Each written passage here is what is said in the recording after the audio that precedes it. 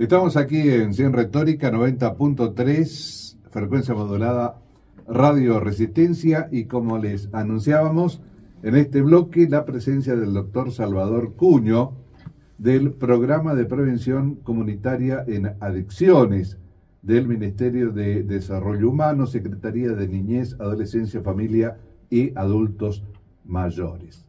¿Lo dije bien, doctor? ¿Qué tal? ¿Cómo le va? ¿Cómo te va? Buenas tardes a tu audiencia. Un gran placer compartir los micrófonos con vos, así que muchas gracias. Muchas gracias a ustedes. Tenemos la suerte de conocerlo al doctor desde ya bastante tiempo, y siempre a través de los medios de comunicación, utilizándolos de una manera asertiva, de una manera que dé algún tipo de servicio, siempre dejando un dato que cuando llega a una sola persona, solemos decir, ya es importante porque ésta puede transmitir. Y en este caso, doctor, usted termina una semana de mucho trabajo en la Bienal de Esculturas, donde estuvo con el tema de adicciones especialmente, ¿no? Así es, sí. Aprovechando, lógicamente, la cantidad de gente que llegó a la Bienal, hemos tenido oportunidad de hacer 2 charlas con la comunidad, y la presencia del ministerio a través de un stand donde estuvimos varios días. Ajá. Repartiendo folletería, hablando con la gente, dándole información, inclusive más, te comentaba, había como un micrófono abierto, teníamos ahí en el stand, y hablábamos al público que pasaba, sobre todo sobre los riesgos de las adicciones, de cuidar los jóvenes y los niños que están muy predispuestos, digamos, a sufrir esta enfermedad de la adicción, y que tenemos que acompañarlo como padres o como adultos responsables, evitando esta situaciones tan dañinas en la salud de los jóvenes. Me parece que, salvo que usted diga lo contrario, que será lo acertado, definir la adicción o las adicciones, ¿no? ¿En qué consisten? ¿Hay distintos tipos? ¿Cuál es la tipología? Sí, no, la definición de la adicción de por sí es una enfermedad que tiene lógicamente condiciones predisponentes, porque como toda enfermedad, no todos se enferman, sino el que puede, esto sabemos como médico, y que lógicamente a partir de ahí hay causas desencadenantes. Las predisponentes tienen mucho que ver con la cuestión de la personalidad del individuo, cargas genéticas que influyen, obviamente, pero sobre todo son las condiciones de crianza, es decir, el ámbito social y familiar en el cual se desarrolla el niño y el adolescente. Sin descartar el aspecto genético, no sé si usted me corregirá cuando utilice un término, sí. Lo social, lo cultural, digamos, es exactamente importante. Fíjate vos de que antes, hace por ejemplo 15 o 20 años atrás, se pensaba que lo genético siempre dominaba en la conducta de los individuos. Hoy en día se sabe que el hábitat donde se desarrolla el individuo es más fuerte que lo genético.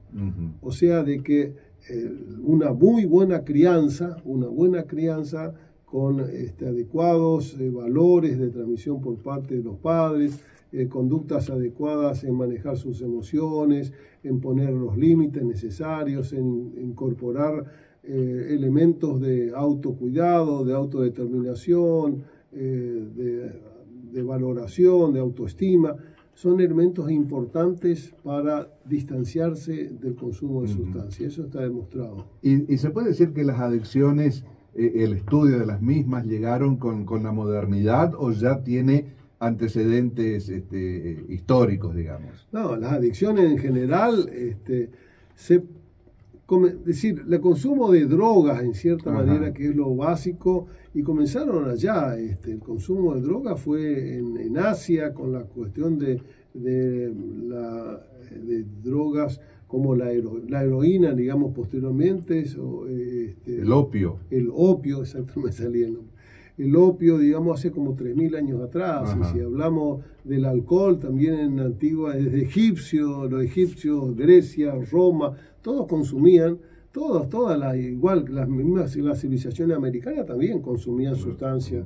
Los Alto Perú consumían extracto de cocaína. O sea que lo bueno y lo malo de una adicción está dado culturalmente también. Claro, ¿qué haces con la sustancia? Claro. Esto existe desde hace miles de años, Lo que sucede es de que a mediados del siglo pasado, 1940, 1950, comenzó la cuestión del uso de sustancias como, con el objetivo de modificar la conducta o el estado de ánimo. A partir de ahí sucedió, en el cual, bueno, era necesario consumir algo para sentirse bien o para quedarse planchadito, quedarse más tranquilo. Y ahí comenzó el uso de todas las sustancias que lógicamente, fíjate que inicialmente vos decías el opio también comenzó como una sustancia, como un anestésico, allá 1930, 1920, 1930 comenzó como un anestésico, y después cuando se dieron cuenta de que el hecho del consumo regular producía adicciones, se lo sacaron, digamos, como elemento anestésico y pasó a ser una droga para buscar otras acciones. Todas estas situaciones, digamos, tienen, y lógico, vos decís, ¿cómo evolucionan? Y el individuo, en la medida que va necesitando, o que, mejor dicho, por la situación social, cultural que se vive hoy en el siglo XXI, hay mucha presión, mucho individualismo, mucha competencia, mucho egocentrismo. Son las características normales de nuestra sociedad. Hace de que el individuo viva mucho más estresado, más angustiado, necesite en menor tiempo, porque viste eso, el tenga ya que se vio como publicidad, está asociado mucho a la cuestión de las adicciones, es decir, el hecho de no poder tolerar el tiempo de espera o la elaboración de la frustración, en cierta manera, de lo que no podemos tener. Es decir, doctor, que la adicción puede ser no solamente a una sustancia química de distinto tipo, sino que también puede ser una adicción a la televisión, una adicción a cualquier otro aspecto. Adicciones conductales, se llaman, o sea, las que no tienen sustancias químicas se llaman conductales. Es decir, lógico, a la televisión, al trabajo, al sexo, a la belleza, al físico-culturismo, bueno, también al uso de los celulares, a la ludopatía, como habíamos comentado. Jueguitos. A los jueguitos, los chicos. Y los chicos están entrando en una adicción con esto de la oferta masiva que hay, como se llaman los teléfonos celulares, para juegos para chicos, que muchos de ellos, inclusive yo estuve viendo por ahí, porque tengo mis nietos, los que están producidos sobre todo en el Oriente, que son videos muy, muy violentos, con conductas muy distintas a la nuestra, a las latinas, la cual no es muy favorable, por el contrario, yo creo que altera un poco la conducta de los chicos por el mecanismo de imitación, que es lo obvio. Ahora, ¿se podría hablar de una adicción positiva? Y no, porque el hecho de la adicción ya es una enfermedad. Es una enfermedad que, como te comentaba, tiene características muy particulares. Y yo hablo de adicción cuando encuentro tolerancia, que es el hecho de consumir una sustancia o aumentar la actividad para o la frecuencia de consumo o de acción para experimentar la misma sensación placentera, es la tolerancia. La otra es el modo de consumir. Generalmente el adicto enfermo tiene una modalidad compulsiva, es decir, no es que espera el momento o la circunstancia para hacer algo o consumir algo, sino que el adicto tiene la necesidad imperiosa de consumir. Más bien, si uno ve el paso siguiente, la característica siguiente, que es la abstinencia, que es la presentación de síntomas y signos físicos o psíquicos que son de malestar, es decir, que dan depresión, náuseas, vómitos, mareos, convulsiones, retorcijones, calambres, es decir, un montón de sensaciones, hasta sensación de muerte. Eso es lo que experimenta el adicto, lógicamente, después de un tiempo de consumo. Entonces, la cuestión de la compulsión, que dijimos que es la característica previa que analizamos, es el hecho de evitar, mejor dicho, consumen para evitar el malestar que le produce la abstinencia. No es que consume por placer, como fue inicialmente, por la liberación, como dijimos hoy, de la dopamina, de las sensaciones placenteras, sino que consume en forma compulsiva justamente para evitar el malestar, el displacer que le produce la falta de drogas. Entonces, doctor, para quienes por ahí recién se suman a la charla, la adicción proviene desde el momento en que una persona consume algo y ese algo le da placer. Exactamente. Ajá. ¿Y después? Entra a funcionar tanto las drogas como las acciones en un área que tenemos nosotros en el cerebro que está muy relacionada al instinto de conservación. Ajá. Es el área de placentera, digamos, del cerebro. Es decir, lo que nosotros experimentamos y tenemos sensaciones placenteras están relacionados generalmente con el instinto de conservación. Esto comentábamos de que la cuestión de la comida, que es importante como una energía aportada regularmente al organismo, la cuestión del agua, la cuestión de las relaciones personales, el reconocimiento de la gente, la actividad física, las relaciones sexuales, todo esto está relacionado en cierta manera de que estas acciones producen la liberación de esta sustancia dopamina, que es un neurotransmisor, es decir, es la sustancia que comunica una célula o una neurona con otra neurona o varias neuronas al mismo tiempo en el cerebro. Imagínate, yo siempre planteo, uno no se imagina lo complejo que es el funcionamiento del cerebro. Pensamos que hay cerca de 200 billones de células en el cerebro y de las cuales están conectadas por las prolongaciones, porque son como raíces o como estrellas, si querés, que son prolongaciones que se comunican unas con otras, las cuales debe haber 300 trillones de conexiones, o sea, valores que uno no se puede imaginar. Inimaginable. Ahora, vos pensás de que con cada estímulo que hacemos, con cada movimiento, con cada pensamiento, se conectan miles de millones de células, se conectan.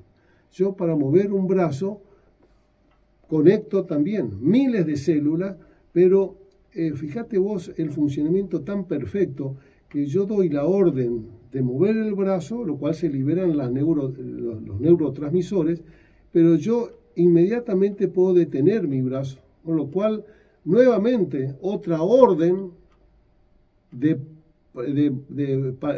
evitar el movimiento, de parar el movimiento. Sí. En milésima de segundo pasaron miles de células transmitidas. Y el neurotransmisor, esto es lo que me interesa comentarte, con respecto a las situaciones placenteras, la liberación que me produce de dopamina que se libera ahí en este espacio entre una sinapsis, una conexión entre una célula y otra célula, dura milésima de segundo. Es decir, si yo tengo que mover el brazo, como te dije recién, se libera un neurotransmisor y en milésima de segundo desaparece, porque si no yo seguiría moviendo el brazo. O sea, la conexión, la cantidad de células que intervienen y en milésima de segundo yo cambio de actitud, de pensamiento o de estímulo. Lo que sucede, por ejemplo, con la cocaína que charlamos anteriormente, es el hecho de que el estímulo que produce, que libera gran cantidad de dopamina, que es una sensación placentera, pero potenciada en 10 o 20 veces esta acción, hace de que la dopamina, en lugar de desaparecer rápidamente de este espacio de conducción, permanece más tiempo y en mayor cantidad.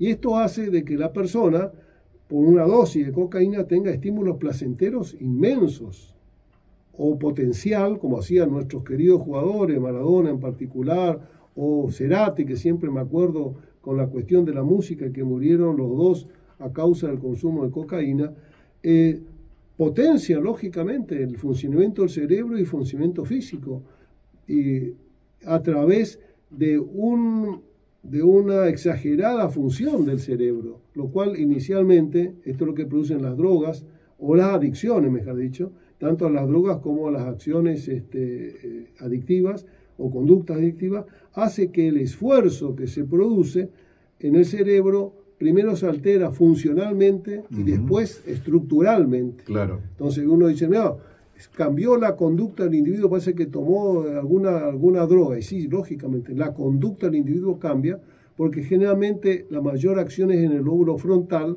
que es el lóbulo de nuestro cerebro más evolucionado y que maneja todas nuestras acciones, nuestras decisiones, nuestra conducta de lo bueno y de lo malo. Entonces, inicialmente altera la función y después posteriormente altera las estructuras, o sea, se van destruyendo, se van muriendo células del cerebro. Eso es lo que produce en este caso la droga.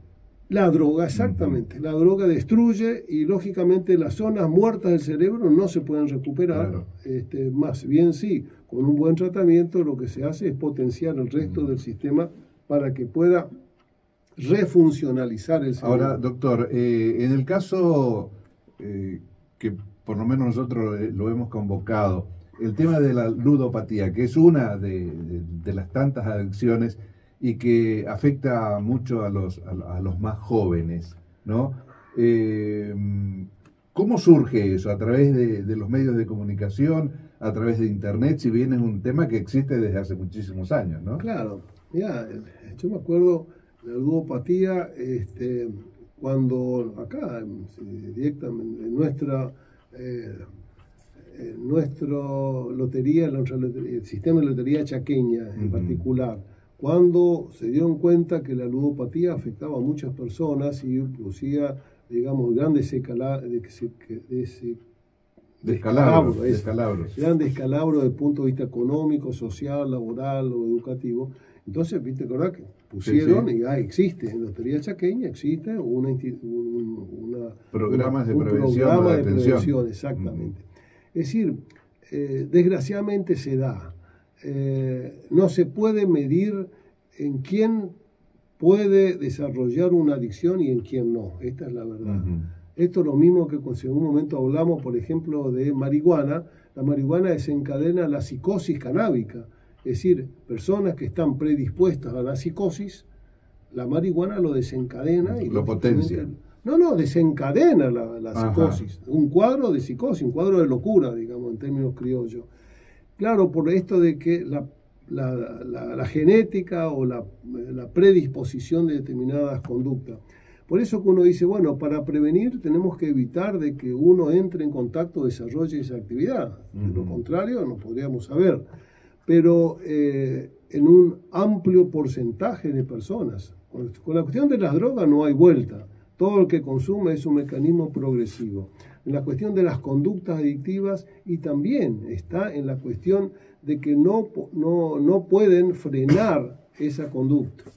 Es como la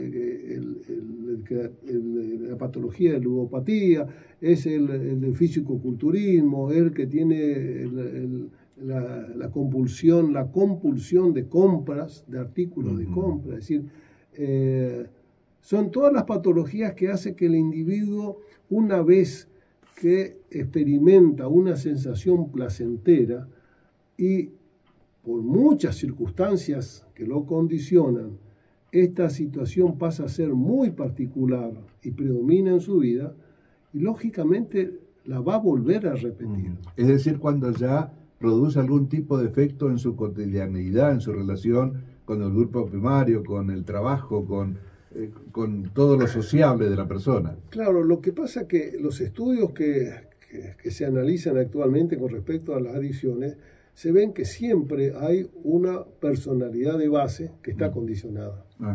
Es decir, rebobinando, el programa de prevención comunitaria en adicciones apunta al fortalecimiento familiar y al desarrollo de las capacidades individuales. Esa es la prevención. Eso es en prevención. En el programa esas son las dos pilares de base. ¿Por qué?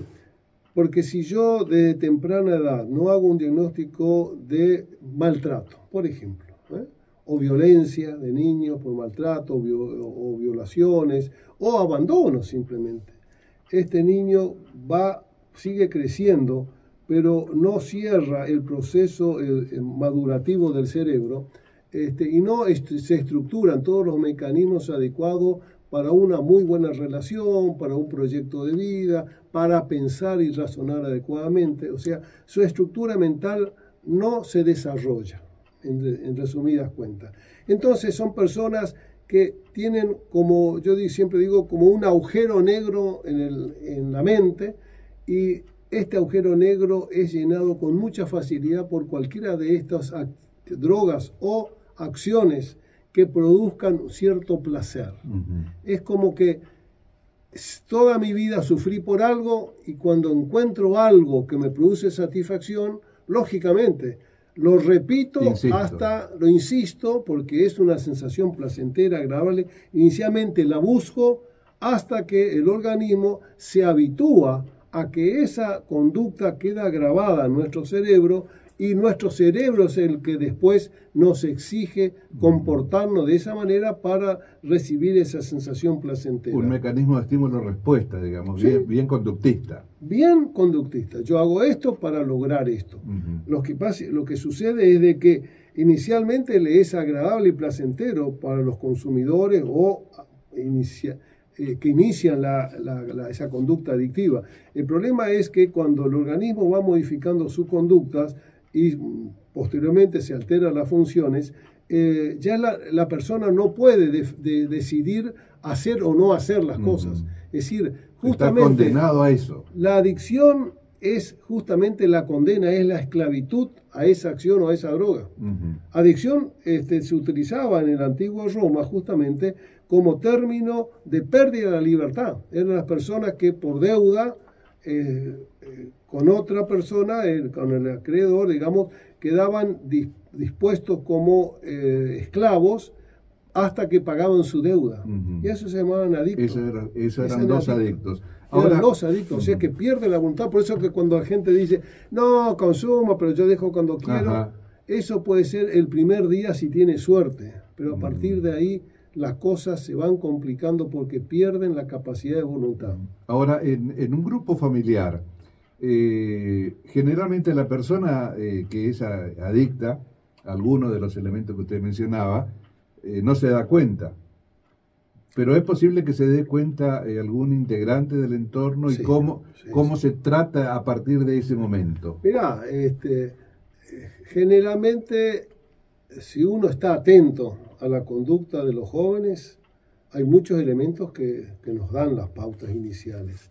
Realmente los jóvenes, primero el cambio de conducta, de carácter, de temperamento, cambio de la rutina diaria, cambio en su actitud con respecto a sus obligaciones, ya sean educativas o laborales, cambian de amistades, cambian la manera de comportarse en la familia, es decir, comienza uno a ver que es desordenado, que no se baña, que se alimente regularmente, tiene muy poca tolerancia con la frustración. Esos son los patrones de atención, de alerta roja o amarilla, digamos. Exactamente. No te digo una de ellas, porque dices, no, hoy amaneció rayado y está chinchudo. No, la sumatoria. La sumatoria, la conducta. Por eso digo, los padres tienen que observar, sobre todo en los niños y adolescentes, de que hay elementos que se van condicionando. Y lógicamente,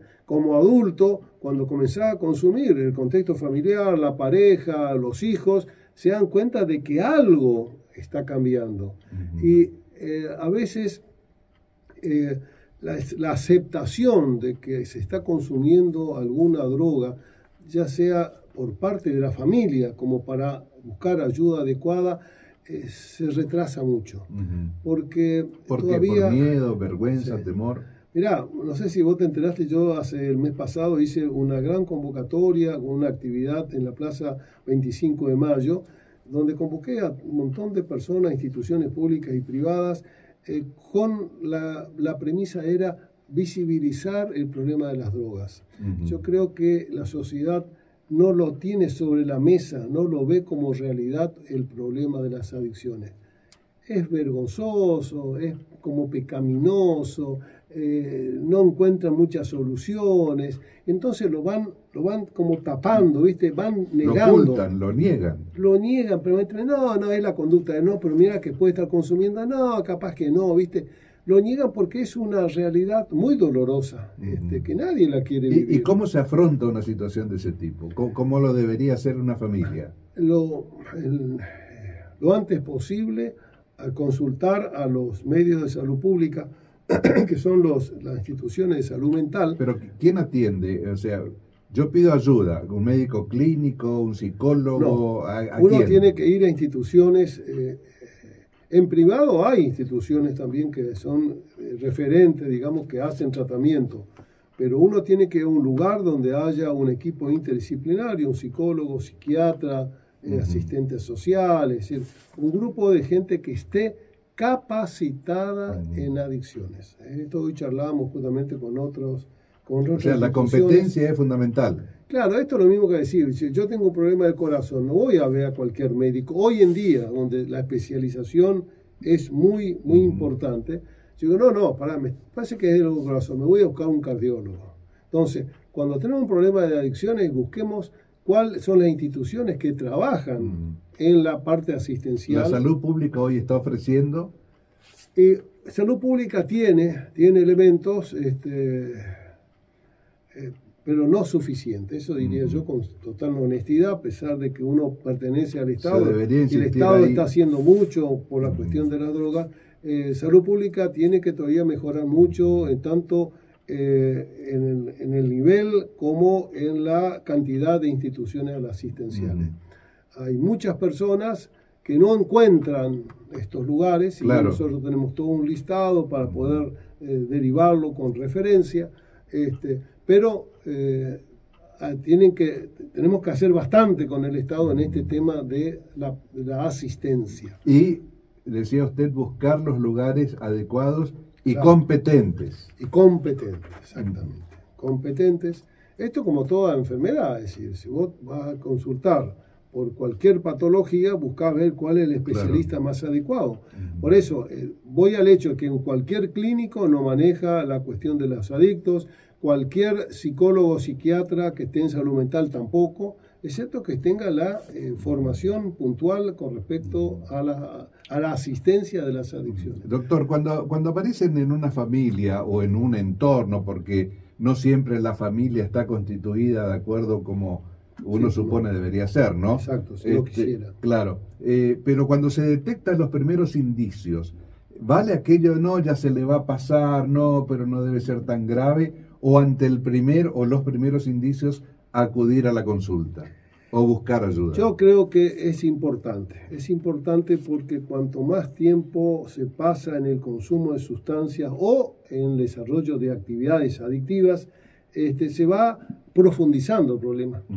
No es que se mantiene, sino, bueno, dentro de 2 meses, dentro del mes que viene, no.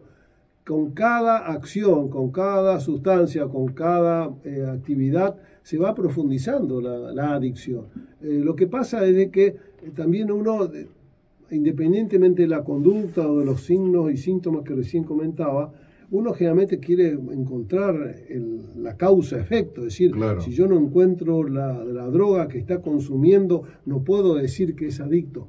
Está bien, yo creo que en principio no necesariamente uno tiene que conseguir la droga, sino que uno puede consultar, ¿sí?, con los profesionales de salud mental cuando ve que hay conductas que han cambiado y que son inadecuadas para la persona.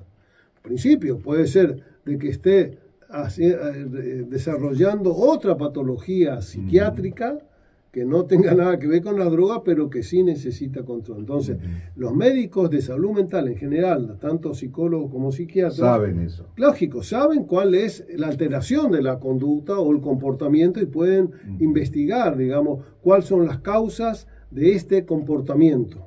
Ahora, si rápidamente se dan cuenta de que no es una causa-efecto simplemente porque hoy amaneció molesto, chinchudo, retobado, como dicen las madres, sino porque hay una sustancia que está condicionando la conducta.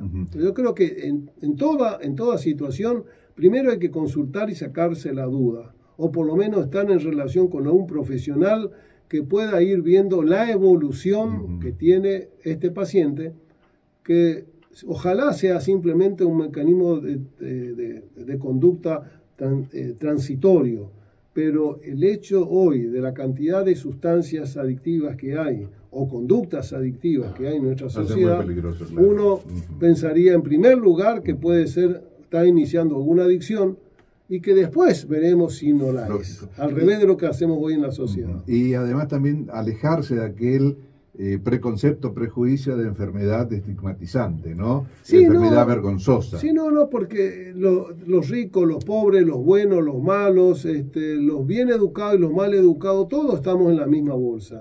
Y lo que sucede es que hoy simplemente se preocupa la familia que tiene un integrante adicto. Y el que no lo tiene es como si no existiera la situación, y eso a mí no me preocupa. Y entonces esa es una apatía, claro, una indiferencia que hay en la sociedad, que es lo que yo trato de cambiar en este momento en la provincia del Chaco. Y lo que nosotros, a través de nuestro humilde lugar, ¿no?, nuestro pequeño aporte, tratamos de hacer a través de la comunicación, de la consulta a quien es especialista en el tema, y esa última recomendación, doctor, ¿no? Siempre ante la duda de la aparición al médico. Un síntoma, sí, un síntoma que llama la atención con respecto a una conducta habitual que comienza a cambiar en forma permanente. La consulta, y lógicamente de ahí uno va a ver, de acuerdo a la capacidad que tenga el profesional de asistirlo o de derivarlo a las instituciones adecuadas. Pero yo creo que siempre es mucho más conveniente prevenir que curar. Sí. Y en esto es donde apunta el programa al cual estoy a cargo, en el hecho de que la familia tiene que educar y criar en forma adecuada a los individuos para que el día del mañana, como en condición de adulto, puedan participar libre y adecuadamente a la sociedad. Y esto es importante. ¿Por qué? Porque generalmente en este momento la transgresión de las conductas es lo que condiciona el malestar de la sociedad. Y dentro de las conductas transgresoras, así como que el que pasa el semáforo rojo, para mí también es el adicto o el violento o el suicida o el violador. Es decir, todas son conductas de alteraciones psicológicas que están armadas previamente por una deficiencia social familiar en su crianza. Doctor, muchísimas gracias, es muy amable. Con nosotros aquí en Sin Retórica el doctor Salvador Cuño, del Programa de Prevención Comunitaria en Adicciones, Ministerio de Desarrollo Humano, Secretaría de Niñez, Adolescencia, Familia y Adultos Mayores. Muchísimas gracias, doctor, y esperamos que esto sirva para todos. Cómo no, y siempre a disposición a los medios de comunicación para el momento, el día y el tema que ustedes consideren. Siempre estamos para tratar de ayudar a la comunidad. Un abrazo. Gracias igualmente.